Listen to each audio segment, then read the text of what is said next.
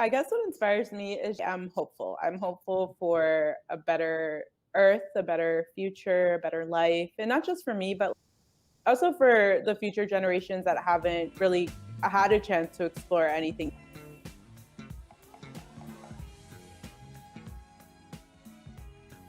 Welcome to Through Inspired Eyes. I am thrilled to have a very special guest today, Flavia Cornejo Vargas, the Chief Operating Officer of Latino World Travelers. So, Flavia, welcome. Hi, Jackie. Thank you so much for having me here. I'm very excited to speak with you today. Oh, absolutely. And tell everybody, where are you calling in from? So I'm currently in Barcelona, Spain. I love it. And I'm so envious right now. So one of the things that I know about you is you have a passion for travel, which we love here. And I think you told me that you are a first generation American, correct? Yes, correct. Okay. And where are your parents from? So both my parents were born in Lima, Peru, and then they immigrated to the US. Did you grow up speaking Spanish and English? So I actually grew up speaking Spanish. That was my first language. And my parents would only speak to us in Spanish. They would put the TV on in Spanish. I didn't learn English until I went to kindergarten.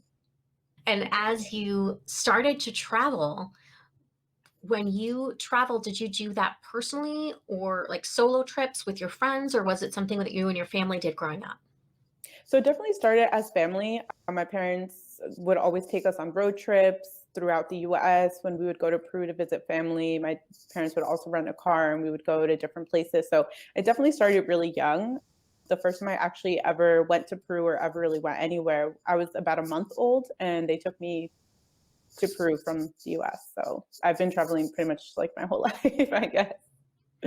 That's pretty phenomenal. So tell us about Latino World Travelers. Yeah, so it's an organization, a company that I actually came across about a year ago, or actually just a little under, because I found them through Instagram. They started following me there. And so we would interact and everything. And I saw that they had started to do virtual travel parties in about mid-March because of the pandemic, since that had started. So I started to become involved in what they were doing, and I would always listen in because they would talk about the different countries that a lot of the followers had been to.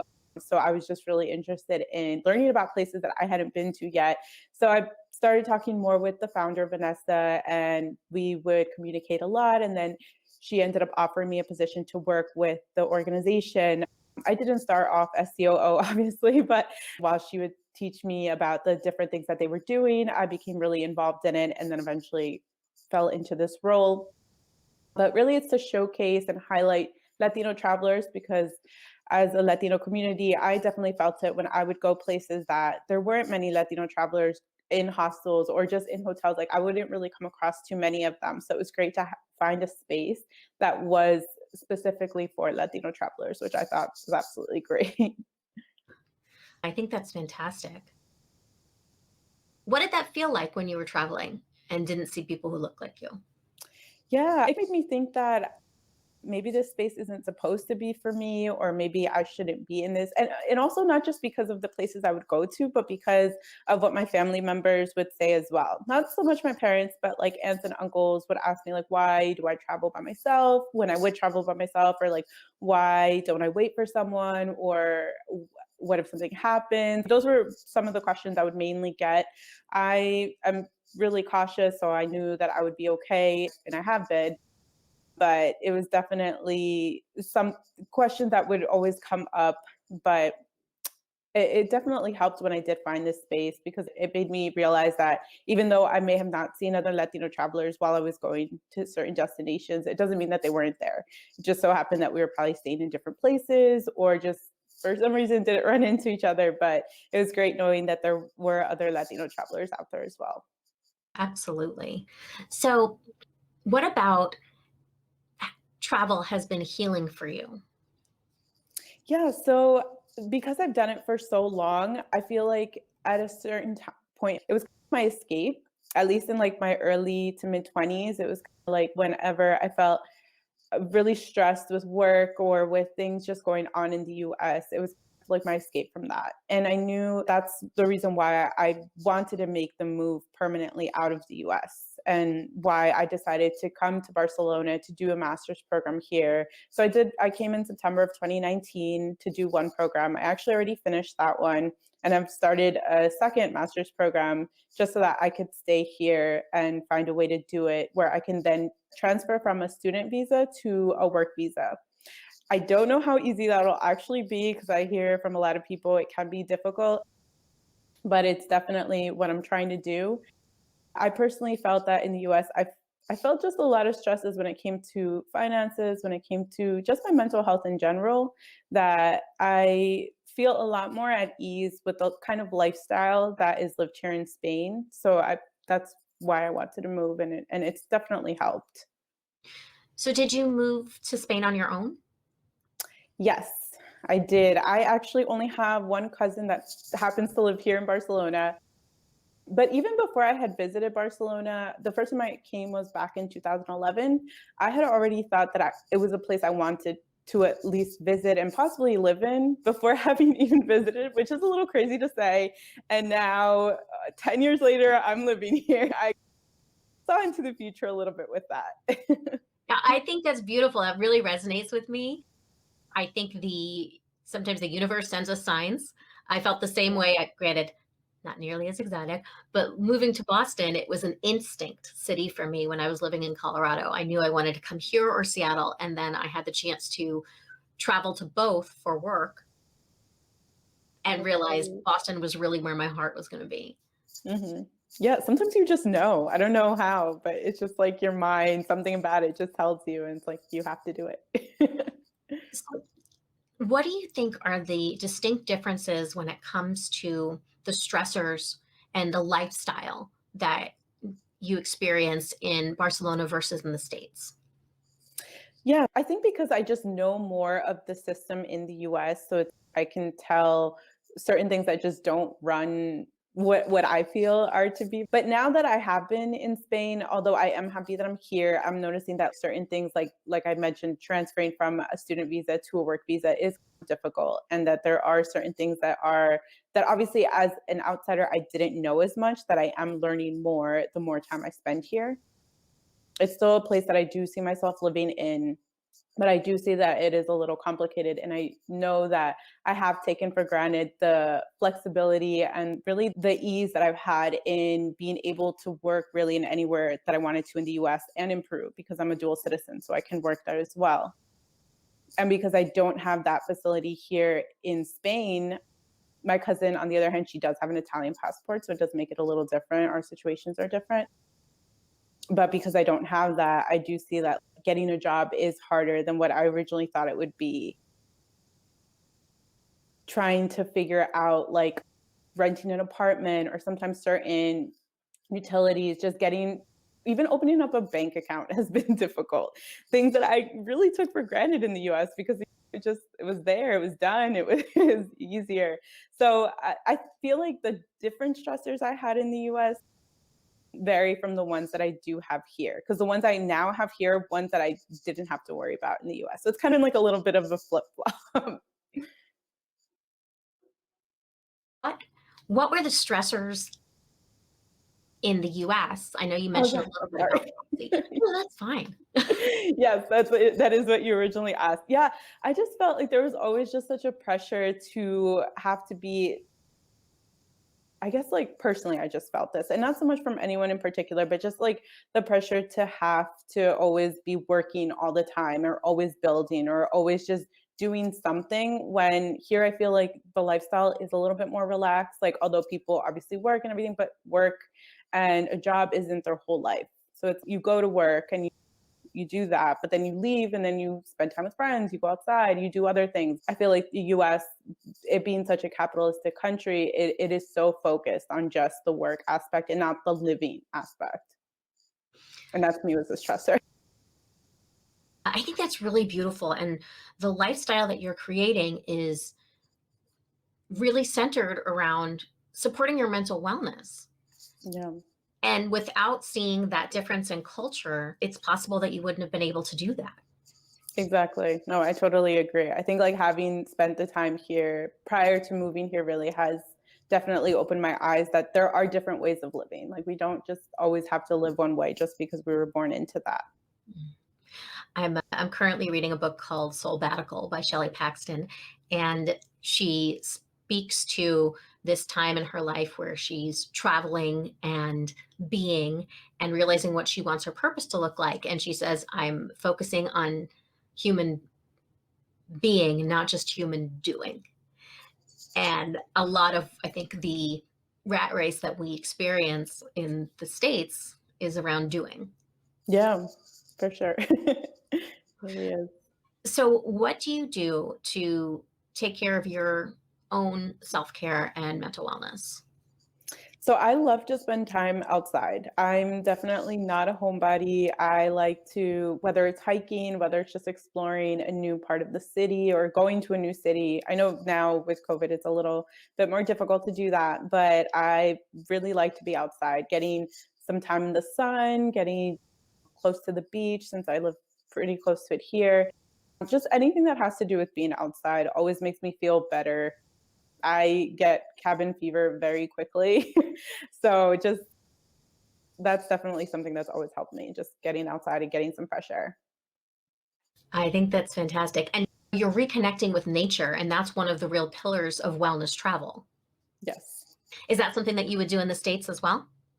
Oh, yes, definitely. I would always try and hike as much as I could or just go outside. I feel like because of where I was living or where my parents now live in central Jersey, it wasn't too close to a lot of the places I wanted to be to. And I feel like that definitely affected me as well. It was definitely in a community that I didn't really feel that represented within that community. So it definitely made it hard for me to feel that welcome. So I would always go see friends that lived in different places like New York City, or I'd go to closer to upstate New York where I could go hiking and things like that. So it was like although I liked being with my family, it was just the area surrounding it really didn't make me feel that welcome.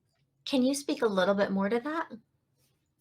Yes, so I was born in Newark, New Jersey, so in North Jersey, close to New York City. And we lived in that area until I was about 10 years old. And for the people that don't know that area, it's very diverse. There's people from all parts of the world, really, that their families have immigrated there and they've been there for X amount of generations.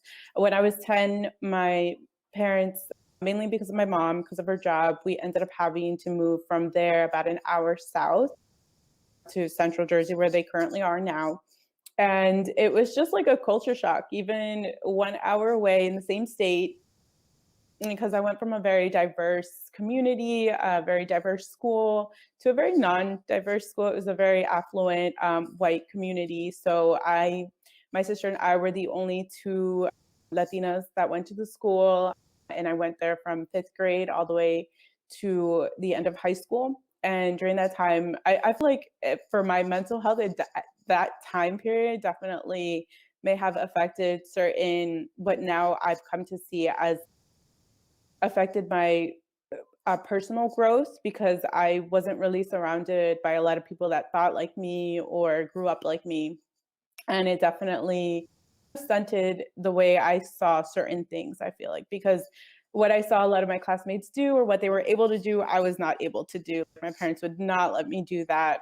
So it definitely gave me like a different worldview than what I may have had if we had stayed in North Jersey. Yeah, that I completely understand that. We moved from New York to Colorado and to a suburb in Colorado, and it was a culture shock. Saw my first cow in person. Oh, wow. And I remember saying I was boy crazy from the beginning. And I remember telling my parents, um, nobody's going to like me here. They only like blonde girls with blue eyes. Yeah, And I spent my life wanting and wishing that I was a skinny blonde with blue eyes. I used to feel the same. Representation matters. So, Yeah. so travel was really helpful, it seems like, in contributing to Mhm. an understanding of inclusion in your life too. Yes, it definitely did. But then at the same time, like when I would travel, especially when I would travel solo, I never really saw anybody that looked like me in those spaces either.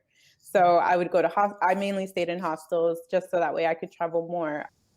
But it was always people from Australia, from Europe, from Canada, or the US, and it was just never anybody that looked like me either. So it was great when I did find a community that was way more inclusive, that did have all different shades of what Latinos come in. Yeah. That's amazing. What does being Latino mean to you? That's a really great question because I feel like in nowadays people it really varies. I feel like per person, some people prefer certain words, certain descriptor words for them. I feel like it for me it means family, it means culture, it means food. It's all of the things that I pretty much grew up with and the different values that my parents instilled in me in such a young age that I still carry with me no matter where I am in the world. Mm, yeah, see, that's beautiful. I really appreciate that. It's an interesting thing as I grow, that's something I trying to understand and figure out too. So I Mhm. really appreciate the beauty and inspiration that you have in that very clear statement and understanding of who you are and what that means. Yeah. It definitely took a while to get to this point. It's not like I woke up one day and all of a sudden all of these thoughts really came clear. It has been a growing, definitely a growing period and I'm still growing. There's still so many things I need to learn about myself, about the even the culture in itself because although I love it, there are certain things that I know that I'm um oh, like I don't fully see exactly eye to eye with certain things. I feel like we, as a culture, certain things still do need to evolve. And that as a community, although family can be very important, depending on what kind of family you're born into or brought up by, it can be pretty detrimental even to your mental health. Yeah, definitely. Have you ever experienced healing modalities through travel? I do reflect. So I like to journal. I will take my journal with me and it's sad because I tend to only write things I've noticed when something bad happens or something sad happens. And I really need to write when something happy happens. So that way if I ever look back, I can remember the good times too. Because for some reason I just tend to center on those things because I guess they stick out more in my mind to get those feelings out and I like to write them out. So yeah. That I guess that's like my way of healing and working through those emotions. Absolutely. And actually, that's one of my top recommendations is to journal in those moments because that's when you need it. It's like Yeah. a self-care support tool for you. And I like that that's something that stays with you when you're traveling. Yeah. Yeah, to keep you present. I think that's really beautiful. Yeah, definitely. It definitely has helped. I have 3 notebooks that I'm sitting there waiting to fill them up. Amazing. So, is there anything that our listeners should know about you or know about what's coming up with Latino World Travelers or best ways to reach you? Yeah, so with Latino World Travelers, we definitely still have a lot of virtual travel parties that we do every month. Now we don't do them every day. We were for a while. We have new events we'll actually be giving more details and information on really soon. Haven't seen our page there, you definitely should check it out. So that way you can stay tuned with what's coming next. Starting a podcast soon. I've started recording some episodes and I'll actually be launching it probably within the next 2 to 3 weeks. And I'm gonna be starting a blog. I've been wanting to do this for about 6 or 7 years, but I'm actually going to start it and it's going to happen and I'm really excited about that as well. Okay, that's really exciting. Those are all really exciting things. And I would say that piece of journaling that you haven't done in a positive space, that's really going to be where a big part of your Yeah. blog, you're going to be able to really Yes. use that joy in that space, pending what your topic is. But Yeah. No, of course. No, I definitely do want it to be it's gonna be travel related. So if anybody wants like whether it's tips or places that I've been to, et cetera, things like that's what will be on the blog. Amazing. I'm going to have all your contact information in the show notes as well. Flavia, I'm so very grateful for the time that you gave me today and sharing your story and such inspiration with the listeners. And I just wanted to ask you, what inspires you? Ooh, hit me with that hard question right at the end.